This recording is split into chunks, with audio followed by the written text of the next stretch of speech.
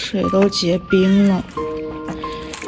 难熬的冬天到了，白天他们还有冰水可以喝，到了晚上连冰水都没有了，都结冰了。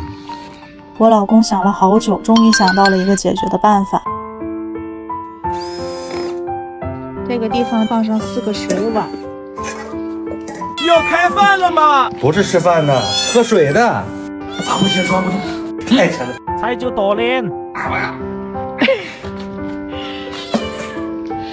这是他们喝水的地方。爷爷刚才来送小鱼干了，本来下雪他们都躲起来了，闻着味儿都跑出来了。看爷爷晒的。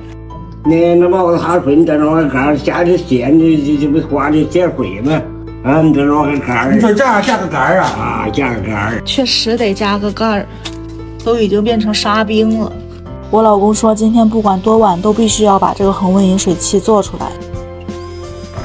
这一个个的不给吃饭就准备捣乱了，先喂他们吃饭吧。院里的小猫越来越多，贵的喂不起，便宜的又不敢喂，所以我们最终选择了苏醒的冻干猫粮，里面满满的鸡肉冻干，小猫们特别爱吃，1斤就10几块钱，特别适合多猫家庭，性价比很高，也不用担心小猫挑食不爱吃。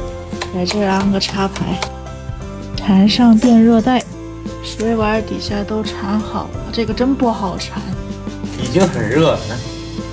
最后戴上防水假发就大功告成了。量一量水温，